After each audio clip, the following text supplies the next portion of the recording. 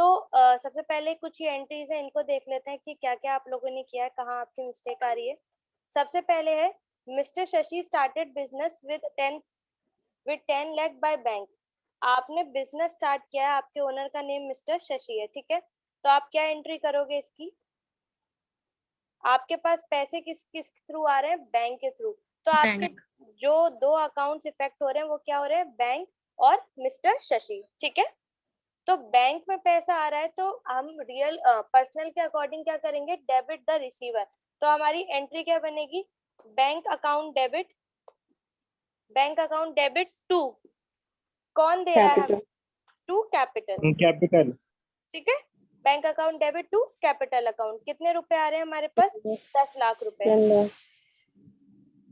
और मैंने आपको बताया था डायगनली हमेशा एंट्री करेंगे क्रेडिट और डेबिट के लिए। क्यों करनी है ये भी मैं आप लोगों को बता चुकी हूँ, ठीक है। देन नेक्स्ट है आपका open a bank account with syndicate bank. इसमें अगेन एक अकाउंट हिडन है, आपको ये फाइंड करना है। क्यों? जब आप बैंक, हेलो, म्यूट कर लीजिए, जो मतलब आप लोग को जब रिक्वायरमेंट होगी तब अनम्यूट कर लेना, म्यूट कर लो। सिंपल है। आप अगर बैंक में आप कुछ भी डिपॉजिट, मतलब सपोज बैंक में आप कैश डिपॉजिट करते हो तो आपके एंड से क्या जा रहा है? कैश जाता है ना। तो यहाँ पे जब आप बैंक अकाउंट ओपन कर रहे हो उसमें 80,000 आप डिपॉजिट कर रहे हो इनिशियली, तो 80,000 रुपीज भी आपके पास से जा रहे हैं, भले ही वो आप ही के बैंक पे जा रहे हैं पर आपके पॉकेट से कैश जा रहा है। बैंक में आपका बैलेंस इंक्रीज हो रहा है पर आपके पास से कैश बैलेंस डिक्रीज हो रहा है। तो जो दो अकाउंट इफेक्ट हो रहे हैं वो क्या हो रहे हैं? एक तो आपका बैंक की आपके बैंक में पैसा आ रहा है, और दूसरा जो हिडन अकाउंट है वो है आपका कैश, कि आपके पास से कैश जा रहा है। तो हमारी एंट्री क्या बनेगी? बैंक रिसीव कर रहा है तो bank account debit to cash account, ठीक है। और जो आपका नॉर्मल फॉर्मेट, बेसिकली जब आप अकाउंटिंग फॉर्मेट करते हो तो हम जब भी कोई जर्नल एंट्री बनाते हैं तो उसमें एक नरेशन भी दी जाती है हमेशा, जो ये क्लियर करती है कि ऊपर की एंट्री किससे की हुई है। तो जो नरेशन होती है वो हमेशा बीइंग से स्टार्ट होती है, कि आपने ऊपर जो एंट्री दी है वो किस चीज के लिए। सपोज बीइंग बिजनेस स्टार्टेड, आप जिस भी फॉर्म में लिखना चाहते हो जितना स्मॉल करके लिख सकते हो कि वो किसी को भी समझ में आ जाए, उस तरीके से आप एक नरेशन प्रोवाइड कर सकते हो। तो एक बिजनेस ट्रांजैक्शन इस तरीके से एंड अप होती है कि जिसमें आप पूरी दो अकाउंट्स जो भी डेबिट क्रेडिट हो रहे हैं उनकी अमाउंट और एक नरेशन, नरेशन देना भी इम्पोर्टेंट है, तभी एक बिजनेस ट्रांजैक्शन आपकी एंड होगी। देन नेक्स्ट है open the business, open the bank account. तो again bank account debit to cash account, ठीक है। और हमारे पास से कितनी अमाउंट जा रही है? 80,000।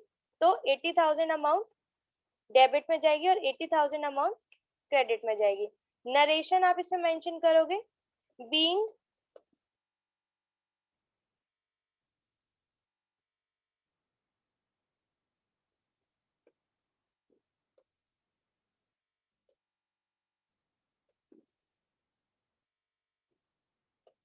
जो आपको सूटेबल लगे, मतलब बेसिकली ऐसी नरेशन आपको टाइप करनी है जो कि ये चीज बता सके कि ऊपर की ट्रांजैक्शन किस रिगार्डिंग हुई है।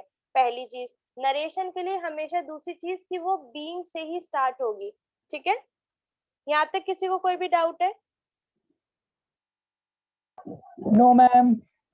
No ma'am. अब देखो परचेज, आप क्या परचेज कर रहे हो? गुड्स परचेज कर रहे हो, ठीक है। तो एक पहला अकाउंट हो गया परचेज, क्लियरली खुद ही मेंशन्ड है on credit from message Gulmohar fashion house. आपने उधारी पे परचेज किया है मैसेज गुलमोहर से, तो आपका क्रेडिटर आ गया कि आपने इससे परचेज किया है। सिंपल कैश वगैरह कुछ नहीं है क्योंकि क्लियरली मेंशन्ड है आपने क्रेडिट परचेज किया, तो आपके लिए क्रेडिटर इंक्रीज हो गया, एक लाइबिलिटी बन गई, और आपके पास आपने जो खर्चा किया वो आ गया। तो अब देखो इसमें दो चीज है, अगर आप इसे एक लाइबिलिटी की पॉइंट से सोचोगे कि मैसेज गुलमोहर फैशन हाउस की वजह से मेरी लाइबिलिटी बढ़ रही है, तो जब भी लाइबिलिटी इंक्रीज होती है हम क्रेडिट करते हैं। और अगर आप इसको पर्सनल अकाउंट से लिंक करोगे तो पर्सनल अकाउंट के अकॉर्डिंग भी ये क्या है? गिवर है, क्योंकि ये गुड्स प्रोवाइड कर रहा है। अगर हम गुड्स प्रोवाइड करते हैं तो हम सेल्स करते हैं और हम गिवर होते हैं। बट जब हम गुड्स रिसीव करते हैं तो जो सामने वाली पार्टी होती है वो गिवर होती है, क्योंकि वो हमें सामान दे रही है। तो दोनों ही पॉइंट से इवन आप इसको लाइबिलिटी कंसिडर करो या इधर आप इसको पर्सनल अकाउंट कंसिडर करो, दोनों ही केस में ये क्रेडिट ही होगा। क्लियर है?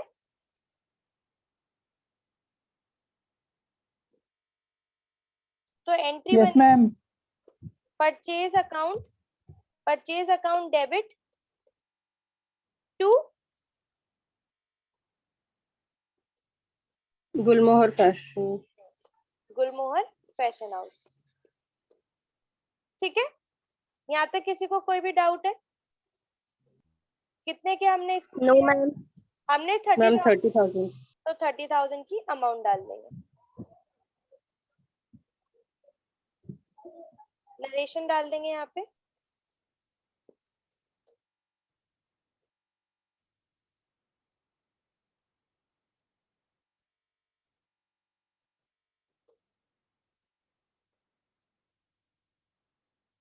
ठीक है, क्लियर है? मैम फैशन हाउस के बाद अकाउंट नहीं लिखेंगे? हाँ हाँ, वो ऑब्वियसली लिख सकते हो, मैंने लिखा नहीं है। ऑब्वियसली वो तो एक फॉर्मेट आप लिखोगे।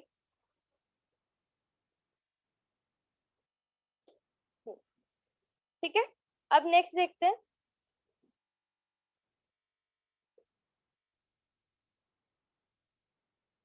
Purchase office machines paid by cheque. तो मैंने आप लोगों को बताया था कि जब हम कोई भी गुड्स परचेज करेंगे सिर्फ उसी केस में हम उसको पर्सनल परचेज अकाउंट देंगे। अदरवाइज आप लोगों के पास क्या आ रहा है, ऑफिस मशीन्स आ रही हैं। हम लोग ऑफिस मशीन्स कब कंसिडर करेंगे, जो भी चीज हम परचेज कर रहे हैं रीसेल पॉइंट ऑफ व्यू से परचेज नहीं कर रहे तो वो हमारा एसेट है। लेकिन जब हम गुड्स परचेज करते हैं वो रीसेल पॉइंट ऑफ व्यू से परचेज करते हैं, इसलिए हम उसको गुड्स कंसिडर करते हैं और परचेज अकाउंट में डालते हैं। तो ये हम रीसेल पॉइंट से नहीं करेंगे, तो ये हमारे लिए एसेट हो गया। और एसेट को लेने के लिए हम पेमेंट किस सोर्स से कर रहे हैं, बैंक से, बेसिकली चेक से कर रहे हैं। तो हमारा बैंक बैलेंस डिक्रीज हो रहा है। तो रियल के अकॉर्डिंगली मशीन्स हमारे पास आ रही हैं, तो डेबिट व्हाट कम्स इन, और पेमेंट हम कर रहे हैं थ्रू बैंक। तो बैंक क्या है, गिवर है, क्रेडिट द गिवर। तो एंट्री बनेगी office machines account debit to bank account.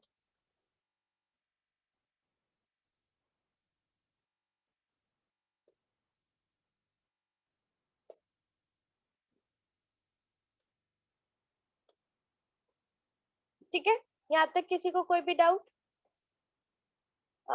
20,000 No, purchase ma'am. करें तो 20,000 की अमाउंट दोनों जगह डल जाएगी इस तरीके से। नरेशन डाल दीजिए, बीइंग ऑफिस मशीन्स परचेज। ठीक है, यहाँ तक। नेक्स्ट है हमारा cash paid to Messrs Gulmohar fashion house. अभी आप देखो, आपने ऊपर उनसे परचेज किया था, अब आपने उसको पेमेंट करी है 30,000 रुपए की। तो आपके पास से क्या क्या चीज हो रही है, एक तो कैश जा रहा है, और इसकी जो लाइबिलिटी बनी थी, या तो लाइबिलिटी पॉइंट ऑफ व्यू से देखोगे तो लाइबिलिटी कम हो रही है, या फिर ये रिसीव कर रहा है कैश तो रिसीवर है। तो दोनों ही केस में आपके लिए क्या होगा, डेबिट। एक सेकेंड रुकिए, हेलो।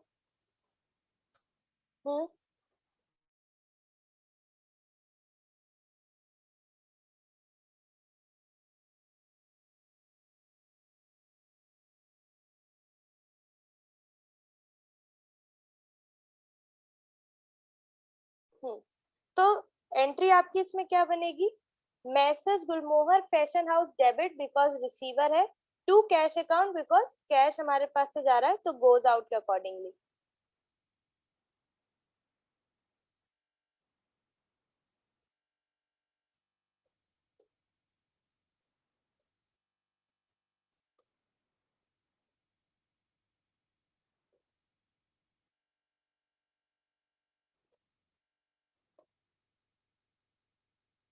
ठीक है, यहाँ पे नरेशन डाल दोगे, being cash paid to Gulmohar fashion house. Clear है सभी को यहाँ तक? Yes, ma'am. अमाउंट डाल दो। Yes, ma'am. 30,000 की परचेज की थी, 30,000 पेमेंट कर देंगे।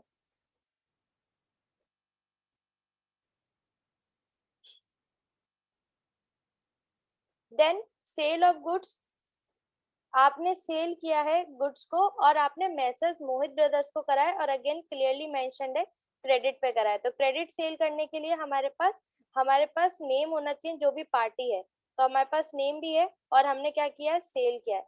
तो दोनों ही केसेस में अगर आप देखोगे तो इसमें क्या बन रहा है, हमारे लिए एक एसेट बन रहा है क्योंकि ये बाद में हमें पैसे देगा। तो एसेट बनता है तब भी आप क्या करते हो, उसको इंक्रीज, या ये क्या कर रहा है, ये हमें एक सेकेंड, पर्सनल के अकॉर्डिंग ये हमारे लिए क्या होगा, debit the receiver credit the giver. तो इसको हम लोग गुड्स सेल कर रहे हैं तो ये हमारे लिए हमसे गुड्स ले रहा है, तो ये क्या कर रहा है, रिसीव कर रहा है। तो दोनों ही केसेस में ये डेबिट होगा। और सेल्स आपको मैंने बाय डिफॉल्ट बताई हुई है, ये आप क्या करोगे, अगर गुड्स के पॉइंट ऑफ व्यू से समझोगे तो आपके पास से गुड्स जा रहे हैं, अगेन क्रेडिट होगा। और अगर आप एक्सपेंस और रेवेन्यू के पॉइंट ऑफ व्यू से समझोगे तो नॉमिनल में भी ये आपके लिए क्या होगा, debit all incomes, oh credit all incomes and gains, तो ये क्रेडिट होगा। क्लियर है सभी को एंट्री? Yes ma'am. तो एंट्री होगी Messrs Mohit brothers account debit to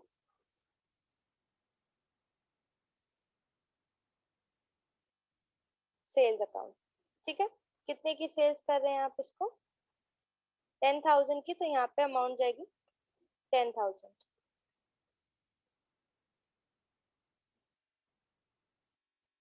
being goods sold on credit. ठीक है, देन नेक्स्ट है received a cheque from Messrs Mohit brothers. आपने अभी उसे सेल किया था, अब उसने आपको पेमेंट कर दी, तो आपको चेक से रिसीव हो रहा है और आपको गिवर कौन है, मैसेज मोहित ब्रदर्स। तो एंट्री क्या बनेगी, debit the receiver bank account debit to Messrs Mohit, क्योंकि ये गिवर है, ये आपको पेमेंट कर रहा है। तो एंट्री होगी आपकी bank account debit to Messrs Mohit brothers. ठीक है, 10,000 की पेमेंट।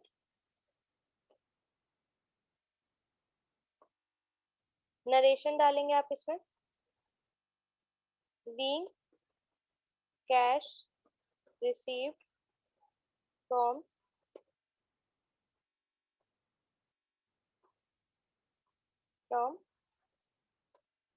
मोहित ब्रदर्स।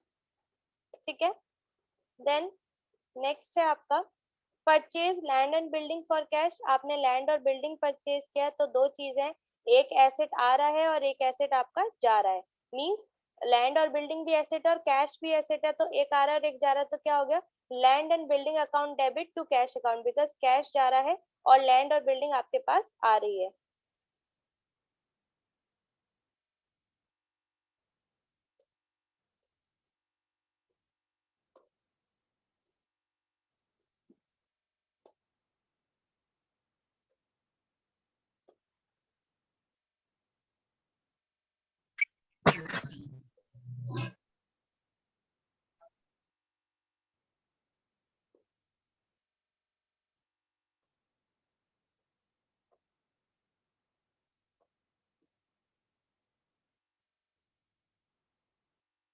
$40,000, तो यहाँ पे अमाउंट डाल दोगे आप 40,000।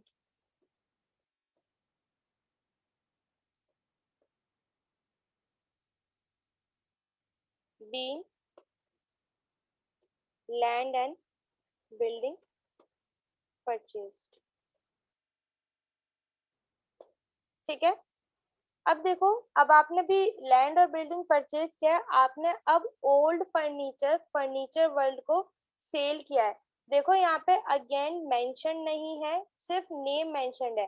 अगर आप ओल्ड फर्नीचर सेल कर रहे हो तो सिंपल ये भी हो सकता था कि सेल ओल्ड फर्नीचर, बट यहाँ पे क्या आ रहा है, sold old furniture to furniture world, लेकिन ना ही कैश मेंशन्ड है ना ही क्रेडिट मेंशन्ड है। अगर नेम मेंशन नहीं होता तो हम भले ही कैश कंसिडर कर लेते, लेकिन इस केस में क्या आपके पास क्या है, आपके पास नेम भी दिया हुआ है, तो आप क्या मानोगे कि आपने उसको सेल कर दिया लेकिन अभी आपको पेमेंट रिसीव नहीं हुई है उससे।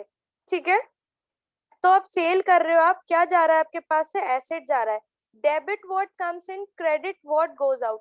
तो कौन क्या चीज जा रही है हमारे पास से, फर्नीचर, तो हम फर्नीचर को करेंगे क्रेडिट। और रिसीव, फर्नीचर वर्ल्ड हमारे लिए पर्सनल अकाउंट है, तो ये हमारे लिए रिसीवर है या गिवर है, तो इसको फर्नीचर मिलेगा, तो ये रिसीव कर रहा है।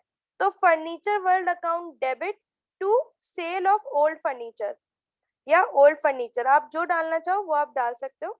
तो यहाँ पे आप डालोगे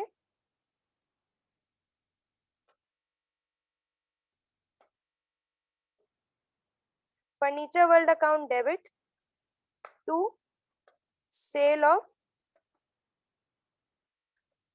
ओल्ड फर्नीचर। ठीक है, कितने का फर्नीचर आप उनको सेल कर रहे हो, 25,000 का, तो अमाउंट यहाँ पे डाल दोगे 25,000,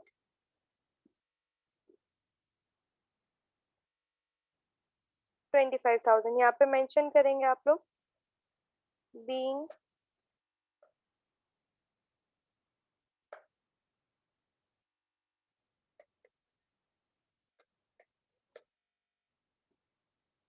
ठीक है। अब देखिए नेक्स्ट है purchase furniture for 50,000 in cash. तो आपने परचेज भी करी है और आपने पेमेंट भी कर दिया है, तो फर्नीचर आपके पास आ रहा है, तो फर्नीचर अकाउंट डेबिट, और उसी के अगेंस्ट एक कैश आपके पास से एसेट भी जा रहा है, कैश, तो furniture account debit to cash account.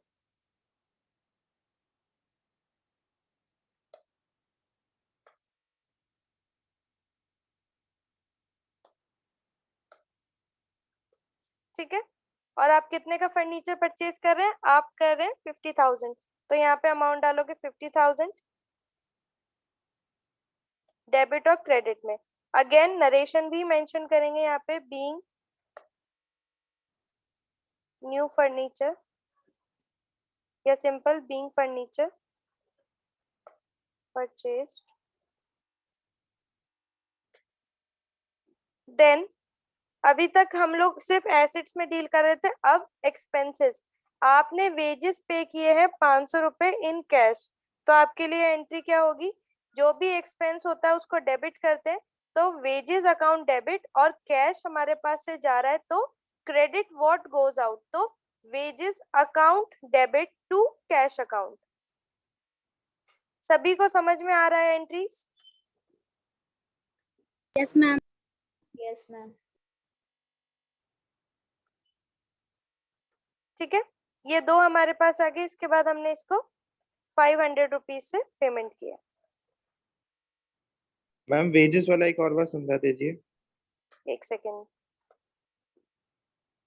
Wages आपके लिए क्या होता है, एक्सपेंस होता है प्रदीप, तो वेजेस आपके लिए नॉमिनल अकाउंट में ट्रीट होगा, और नॉमिनल में debit all expenses and losses, तो ये एक्सपेंस है आपका वेजेस जो है, तो इसीलिए आपने इसको क्या करा है, डेबिट करा है। और आप अगर इसको पेमेंट किसके सोर्स से कर रहे हो, कैश से पेमेंट कर रहे हो, तो कैश आपका रियल अकाउंट है, credit what goes out, debit what comes in, जब कैश आता है, जब कैश से आप पेमेंट करते हो तो बेसिकली आप क्रेडिट करते हो, तो wages account debit to cash account. Yes ma'am. Then अभी आपने देखो, अभी एक्सपेंस हुआ है, अभी इनकम है, आपने क्या किया है, कमीशन रिसीव किया है और आपको कमीशन मिला है चेक से, तो कमीशन आपके लिए एक इनकम है, रिसीव। अगर पेड कमीशन होता, दैट मीन्स आपने किसी को कमीशन दिया है किसी सर्विस की वजह से, जो कि आपका खर्चा हो गया, आपने रिसीव किया है, मतलब आपकी इनकम हो गई एक तरीके से, तो रिसीव्ड कमीशन, तो कमीशन आपके लिए क्या हो गया, नॉमिनल में, और नॉमिनल में जब भी कोई इनकम होती है आप उसको करते हो क्रेडिट, और रिसीव कैसे कर रहे हो, बैंक में रिसीव कर रहे हो क्योंकि चेक आया है, तो bank account debit to commission received.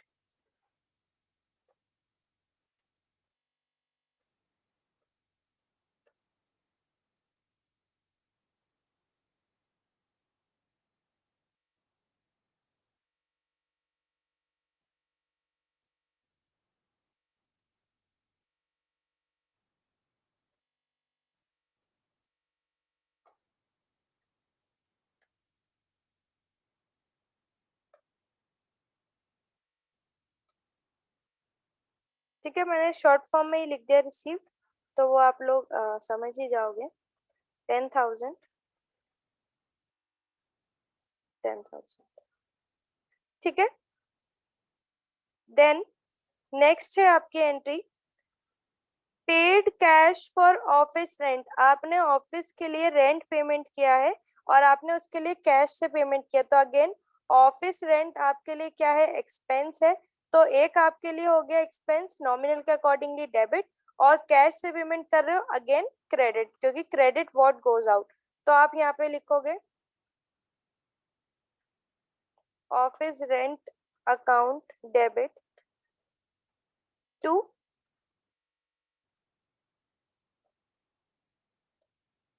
Cash account, क्योंकि कैश से पेमेंट कर रहे हो, 6,000 रुपीज पे कर रहे हो।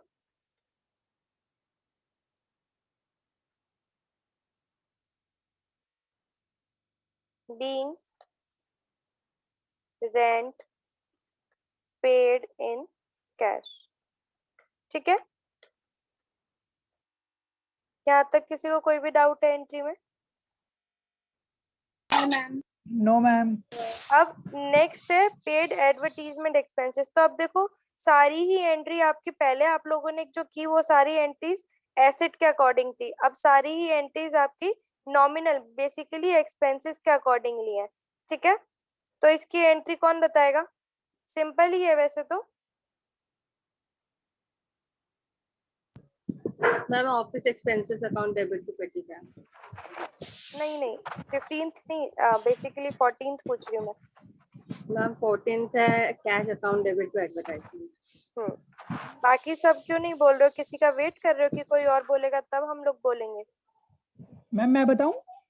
नहीं, फिर भी मैं आप अब बताओगे तो कोई वो नहीं है, बट एक बार अपने एंड से भी आप लोग वो किया करो तो फिर ठीक रहेगा ना, क्योंकि मुझे यही देखना कि कौन लोग यहाँ पे हैं, सिर्फ ज्वाइन करने से थोड़ी ना मतलब है। ठीक है, advertisement Yes, ma'am. Expenses account debit to, किससे पेमेंट हो रही है?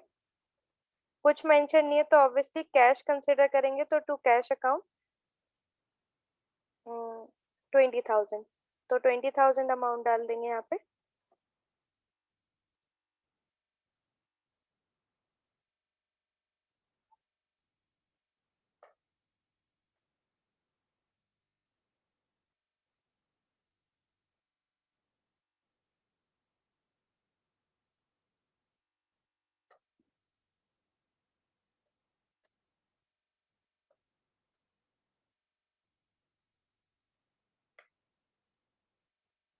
देन हाँ, पेड पेटी cash for office expenses.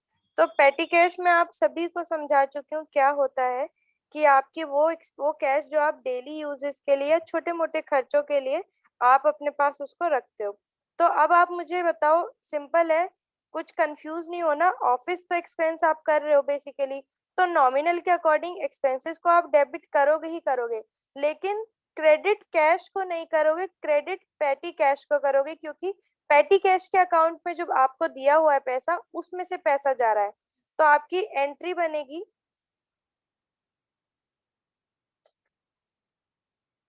Office expenses account debit to petty cash account. Petty cash सभी को याद होगा, वही आपके जो छोटे मोटे खर्चों के लिए हम लोग कैश रिमेनिंग अपने पास रखते हैं, तो 1100।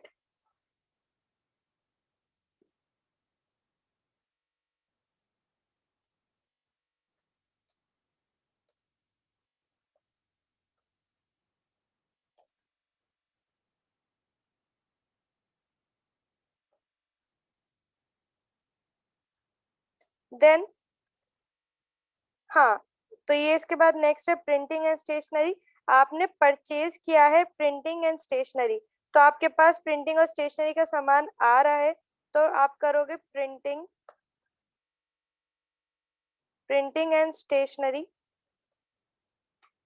Account debit. क्यों? क्योंकि आपके पास आ रहा है। ठीक है, देखो कंफ्यूज मत होना कि प्रिंटिंग एंड स्टेशनरी एक्सपेंस भी हो सकता है, प्रिंटिंग एंड स्टेशनरी एसेट भी हो सकता है। तो कब आप एसेट और कब आप एक्सपेंस मानो? अभी यहाँ पे सिंपल लिखा है परचेज कर रहे हो, ठीक है। अगर आप पेमेंट कर रहे होते तो आप इसको एक पॉइंट से एक्सपेंस भी कंसिडर कर सकते हो, और परचेज लिखा हुआ है तो जनरली एसेट कंसिडर कर सकते हो। तो सिंपल, अगर आप एसेट भी मानोगे तो भी वही चीज होगी, आप इसको एक्सपेंस मानोगे तो भी वही चीज होगी। क्लियर है? Yes ma'am. तो to yes ma'am. Cash account, ठीक है। मैम तो हम इसमें मतलब परचेज कर रहे हैं तो हम इसको परचेज अकाउंट नहीं लिख सकते कि परचेज अकाउंट नहीं डेबिट? नहीं, परचेज के लिए मैंने आपको बोला सिर्फ गुड्स के केस में ही परचेज डालना है। आप जब भी ओके कोई ऐसी चीज परचेज कर रहे हो जो आगे रीसेल करोगे तो आप उसको करोगे परचेज। माना हम लोग एसेट परचेज जो करते हैं वो भी आगे जाके रीसेल करेंगे, लेकिन हम लोग उसको एक short term point of view से रीसेल के लिए नहीं देखते, लंबे समय तक यूज करते हैं। जब उसकी कोई नीड ही नहीं होगी, जब वो यूजलेस हो जाएगी, तब हम जाके उसको क्या करेंगे, सेल कर देंगे, right. Okay ma'am.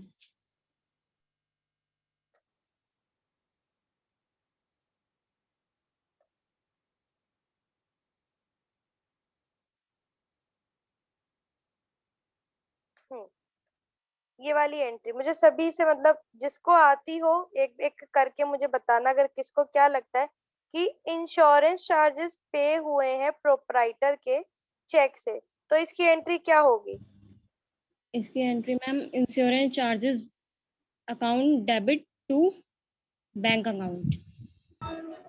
But drawing जो, account debit to bank account. हाँ बैंक अकाउंट डेबिट अब मैं बता देती हूँ क्यों। देखो, आप जो ये सोच रहे हो सिंपल एक्सपेंस तो इंश्योरेंस चार्जेस हुआ है, बैंक से पेमेंट हुई है, तो आप ये इस तरीके से दिखाओगे, नहीं। जो खर्चा हुआ है प्रोप्राइटर का हुआ है, बिजनेस का नहीं। अगर आप इसी एंट्री को इंश्योरेंस चार्जेस टू बैंक कर दोगे तो ये लगेगा कि बैंक, अब आपने अपने बिजनेस के एंड से कोई इंश्योरेंस ले रखा था, उसके चार्जेस आपने पे किए हैं, बट ये इंश्योरेंस चार्जेस प्रोप्राइटर के पर्सनल चार्जेस हैं, उसने इंश्योरेंस ले रखी थी, उसके चार्जेस उसने पे करे हैं बैंक से। तो जो ये पेमेंट आप कर रहे हो ये आपके लिए आपकी लाइबिलिटी को कम कर रहा है, जो कि ओनर की तरफ होती है। मतलब ओनर अपने अकाउंट से, अपने बिजनेस से विड्रॉ कर रहा है, ड्रॉइंग्स कर रहा है, तो आपके लिए इससे मतलब कुछ नहीं कि वो किस चीज के लिए पेमेंट कर रहा है। सिंपल मतलब ये कि वो 1500 रुपए, या 1500 नहीं 15,000 होंगे, कि वो 15,000 रुपए बैंक से आपके ले रहा है। तो ड्रॉइंग्स अकाउंट डेबिट, और बैंक को क्यों क्रेडिट, क्योंकि बैंक में से पैसा जा रहा है, तो drawings account debit to bank account होगा। किसी को कोई भी डाउट है इसमें?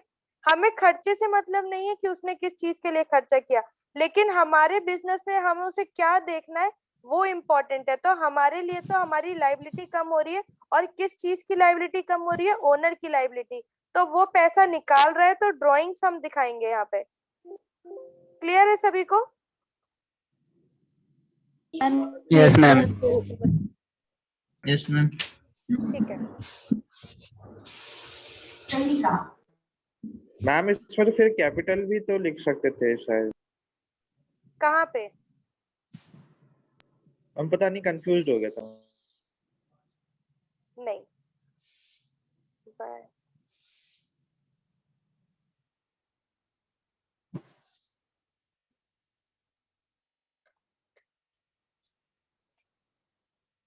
कैपिटल वर्ड आप जब यूज करोगे प्रदीप, तो जब ओनर इन्वेस्टमेंट करेगा, अदर देन अगर वो ड्राइंग करेगा तो किसी ना किसी सोर्स से वो ड्राइंग करेगा, वो आपके बैंक का पैसा लेगा, कैश लेगा, तो आपके ये एसेट जो कम हो रहे हैं आपको उस पर भी इम्पैक्ट दिखाना पड़ेगा। देन नेक्स्ट है सैलरी पेड इन कैश, तो सैलरी एक्सपेंस है आपका, तो सैलरी को डेबिट करोगे, salary account debit to cash account. ठीक है, कितने से कर रहे हो? 6,000 से, तो 6,000 की अमाउंट आ जाएगी। देन नेक्स्ट है आपकी entry received 360 as bank interest. तो बैंक इंटरेस्ट आप लोगों ने अब यहाँ पे क्योंकि लिखा नहीं है कि बैंक या कैश, तो बैंक इंटरेस्ट के केस में हमेशा एक चीज ध्यान देना कि वो बैंक में ही आती है, कभी भी कैश में नहीं रिसीव करते हो आप बैंक इंटरेस्ट। अगर नहीं लिखा तो कैश लिख दो आंख बंद करके, नहीं, बैंक इंटरेस्ट हमेशा बैंक में रिसीव होता है, तो by default bank he use करोगे। तो एंट्री आएगी, आपके बैंक में पैसा आ रहा है तो बैंक अकाउंट डेबिट, किस सोर्स से आ रहा है? आपकी इनकम क्या हो रही है? Bank interest. बैंक तो हाँ, तो बैंक इंटरेस्ट अकाउंट। क्लियर है? कितना रिसीव कर रहे हो? 360। तो यहाँ से अमाउंट डाल दोगे 360।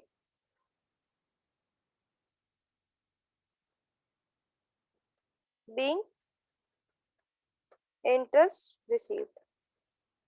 देन लास्ट है आपकी ड्रू ₹100 फॉर पर्सनल यूज। तो जब भी ड्रू या पर्सनल यूज आता है तो ओनर के एंड के लिए ही आता है। तो ओनर ने पैसे निकाले हैं, कितने निकाले हैं उसने? 100 रुपए निकाले हैं अपने पर्सनल यूज के लिए। तो इसकी एंट्री आपकी क्या होगी?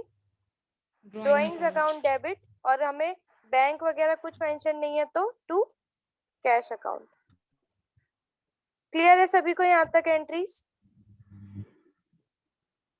Yes ma'am. जिसको भी जो भी डाउट था एंट्री के वक्त करते हुए सभी के क्लियर हो गए? Yes second ma'am. वाले में डाउट है मेरे को, सेकंड में। किसमें? मैम एक एक करके। हाँ बताओ, कौन बता रहे पहले? मैम सुजाता। हाँ मैम बताओ। 9th एंट्री दिखाना एक बार। 9 10 9th। Cell old furniture. हाँ जी ma'am. Ma'am furniture world account debit to furniture ही होगा ना? हाँ, furniture world account debit to, मैंने सेल ऑफ ओल्ड फर्नीचर लिखा है बस। अच्छा ठीक हाँ, है। उसमें कोई इशू मतलब नहीं है। टू फर्नीचर भी लिख सकते हैं। हाँ, टू फर्नीचर या to sale of old furniture, उसमें कोई इशू नहीं है, बट होना क्रेडिट अच्छा। चाहिए। और किसी का कोई बस डाउट? यही देखना था। और किसी? सेकंड वाला। Second, bank account debit to cash account, because आप बैंक में ओपन कर रहे हो अकाउंट तो बैंक में पैसा जा रहा है, लेकिन आपके पास से पैसा जा भी रहा है तो कैश भी तो कम हो रहा है, इसलिए कैश इफेक्ट होगा उसमें। ठीक है? Okay ma'am. और किसी का कोई किसी एंट्री में डाउट? मैम 6 वाला बता दो एक बार फिर से। 6th entry Mohit cell of, हाँ इसमें क्या है कि आपने सेल किया था, कॉपी भर जाएगी ना, सबने आपने लगातार बिल्कुल क्रेडिट पे लाइन सेल वाइज किया है। क्रेडिट मतलब उधारी पे आपने सेल किया है मोहित ब्रदर्स को, तो आप उसकी एंट्री क्या करोगे? सेल तो दिखाओगे, लेकिन आप उसके अगेंस्ट क्योंकि कैश या कुछ भी रिसीव नहीं कर रहे हो तो आप उसका नाम डालोगे, क्योंकि बाद में आपको इससे पैसे लेने हैं, तो इसलिए इसका अकाउंट भी आपको अपने बुक्स ऑफ अकाउंट में ओपन करना पड़ेगा। क्लियर है? Okay ma'am. मैम 14 बता देना। एक सेकंड रुकिए, बस एक बार अटेंडेंस के लिए आप सभी की ये वो ले लो एक बार।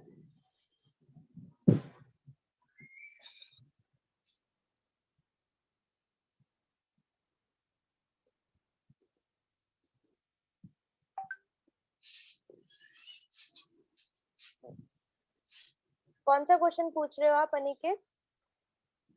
Ma'am 14। Advertisement expense. Yes ma'am. ये किया आपने, advertisement expense account debit to cash account. Expense है आपका तो ओके।